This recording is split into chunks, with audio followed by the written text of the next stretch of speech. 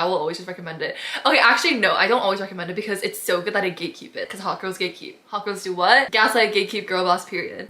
Hey guys, welcome back. This is gonna be a book rec video, which I haven't done in a long time. This is gonna be a part 2 to books I read in one sitting because I have no self-control, aka books that are perfect for binge reading. Like if you're trying to get addicted, you know, like when you're younger and your parents like finally like let you go to the bookstore and then you like pick a book and then you sit down and you just read it in one sitting right then and there so that you don't need to buy the book, and you wake up from the book and you're like, what year is it? These are those books. I just want to put on the record right now that I'm the most grandma 21-year-old you'll ever meet in terms of sleeping because I have sleep paralysis. I cannot sacrifice my sleep schedule, otherwise I will be paralyzed by a sleep paralysis demon. I wish I was joking. I'm literally not even joking at all, and it literally looks like that hoe from Paranormal Activity.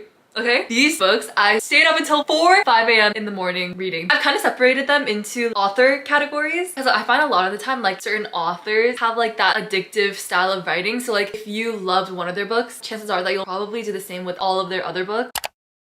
I want to thank the sponsor of this video, which is Brilliant.org. I personally like to try to keep like some kind of learning in my life that's like not school, and just out of personal interest, like I feel like that is like the best kind of learning. And if you're not sure about where to start, you don't need to go any further than Brilliant.org. Brilliant.org is the best way to learn math and computer science. I want to pop in here and say that it genuinely, I feel like, is probably one of the best like interactive styles I've ever seen. I mean, you're probably gonna see it. Brilliant has thousands of lessons from foundational and advanced math to AI, data science, neural networks, with new lessons being added on a monthly basis. I personally have always wished that I could be like a computer programmer person because I just had never had the opportunity to do that in school. And then I'm like, what if I'm secretly a genius at this? I've been looking at like the foundational computer programming, coding, and that kind of stuff. So if you're like me and you want to like start learning the basics, you can try everything Brilliant has to offer for free for 30 days. If you visit brilliant.org/sunnykim, I'll have it all linked in the description. And the first 200 of you to click the link in the description will get 20% off Brilliant's annual subscription. Thank you again to Brilliant for sponsoring. So the first category that I have, literally one of my favorite authors of all time now. What I would risk it all just to have her write more contemporary books. All of Brigid Kemmerer's contemporary books. I say all, it's really only 3. Each of them I read in one sitting. Like every single one of them, I just ate all that up. So the first one, my tried and true, one of my favorite books of all time. I recommend it all the time. You guys already know what's coming. It's Letters to the Lost. Letters to the Lost is about Declan. Is that his name? You know, the second that I figure out that Brigid Kemmerer is coming out with another contemporary book, like it's over. Okay, yeah. So Declan and Juliet, it's a romance between both of them, but both of them have their own things that they're dealing with. A lot of like grief, loss, family, tragedies. Both of them end up being at like a graveyard cemetery. What is the difference between a cemetery and graveyard? Declan works at that cemetery because he's on parole, I think. Like court-ordered mandatory service. So he cleans up like the cemetery, and then Juliet visits her mom who had passed away. She ends up leaving a letter there, like a letter for her mom. He ends up writing back. And then she ends up writing back, and then they kind of, for once in their life, like BFFR. Everything they're going through, all the emotional stuff that they're feeling, confiding in one another when they have no one else to confide to. And so it's like anonymous, they don't know who the other person is. And then obviously they end up falling in love. Little do they know they're actually students at the same high school, and they do not like each other. It's not like they hate each other, but they like don't like each other, you know what I mean? It's so good. The progression of their relationship, and especially the inevitable revelation, like identity revelation, like oh my, I'm still recovering. To this day, I'm still recovering. It's the best that I've ever seen it done. Like every part of it was so good. Perfection.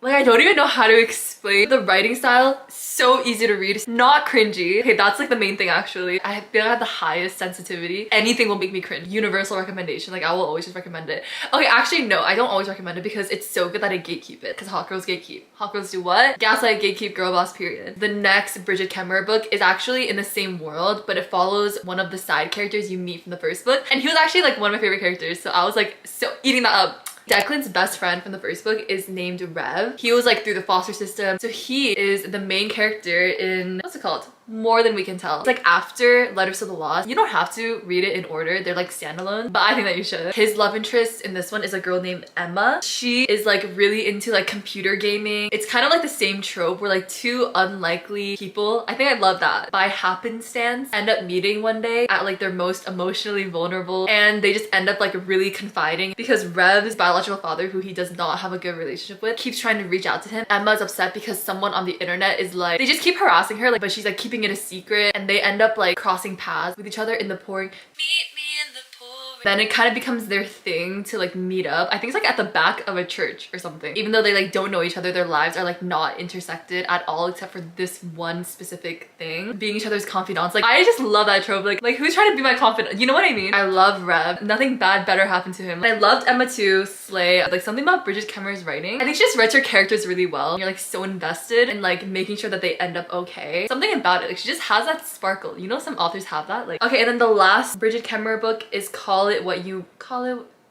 You know, it's like not in the same world. This one is just like a standalone. Again, okay, maybe I'm just a sucker for this trope. Two unlikely people like being brought together. We have our main characters, Rob and Megan. They are put together on like a math assignment, like they're paired. Again, both of them are having really hard like home life situations. Rob used to be like really popular, but then his father had like a failed suicide attempt, and because of that, there's just so many rifts happening in the family now. And then we have Megan, whose sister is like secretly pregnant. It's like causing a lot of personal turmoil. So both of them are just like having to carry all these like really heavy emotional things and like no one to like talk about it with until they meet each other, and you just see them falling in love and having these little crushes on each other. Like again, written in a way where like I'm putting everything on the line for these characters. Like I want to see them so happy. Okay, so those three were my little Bridget Kemmer books, probably like my most precious gate-kept books. The next two are also by the same author. They're both standalones, they're not interconnected. These two books have been my new hyper fixation. The last 4 nights I literally did not get sleep because I was just reading these books, and now they're like my favorite books of all time. The author is C.J. Drews. The first book is The Boy Who Steals Houses.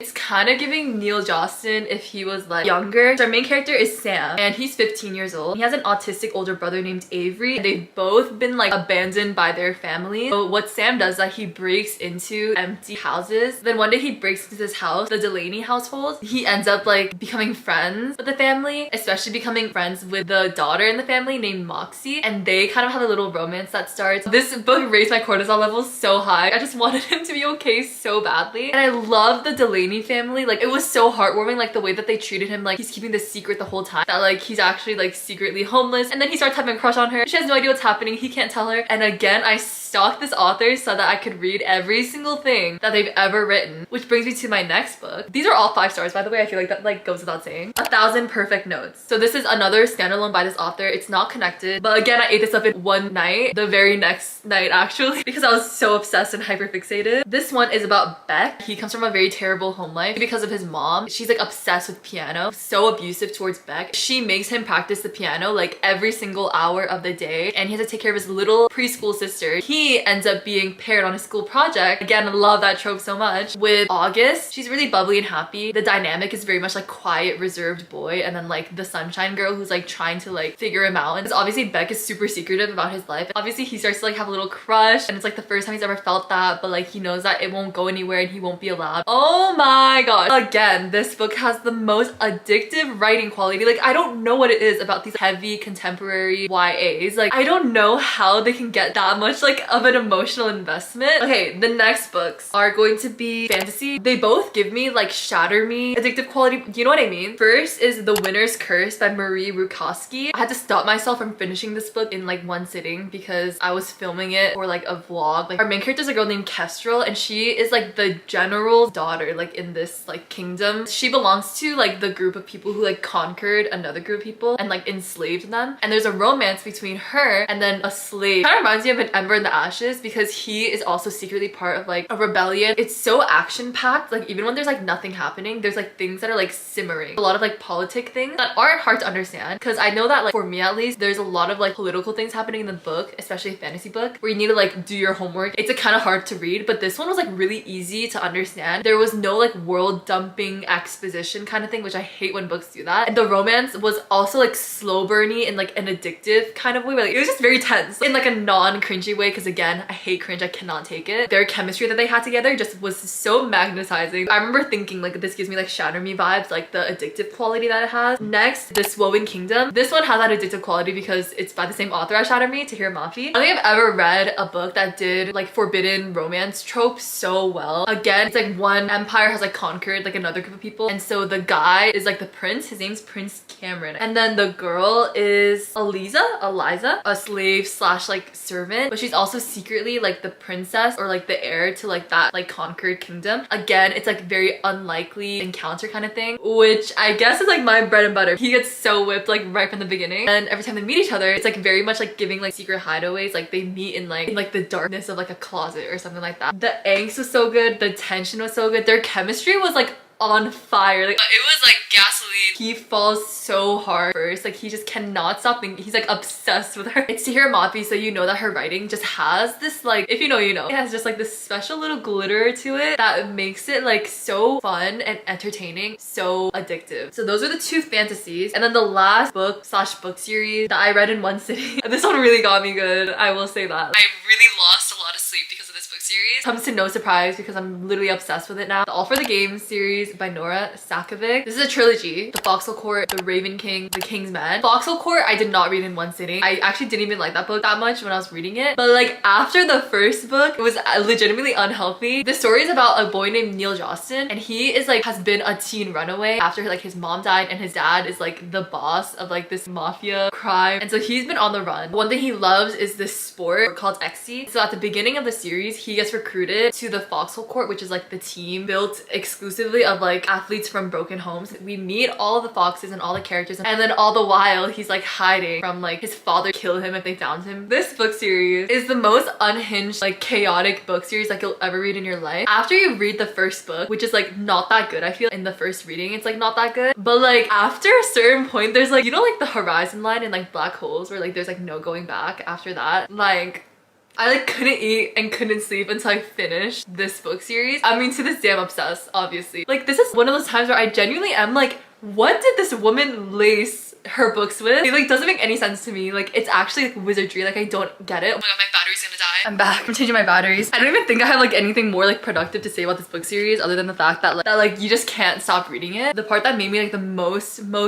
obsessed, addicted to this book series was obviously the characters. Like not to be dramatic, but I would die for Neil Jostin and Andrew, who's like one of the characters that we meet. I'm literally a mother. Like don't touch me or my children. Sometimes I think about this, I'm like, isn't it crazy how like these people are literally just like sitting at their desk creating made up things, and then we're here like getting so obsessed with these made up words. Literally, how fun is that? That was the last book that I wanted to include in this video. Let me know what books you guys like binge read in like one sitting and like has that like X factor. Anyway, that's gonna be all for this video. Thanks so much for watching. If you guys like this video, you can subscribe and follow me on all my socials. They're all linked in the description. I'll see you all in the next one. Good fortune, Toby.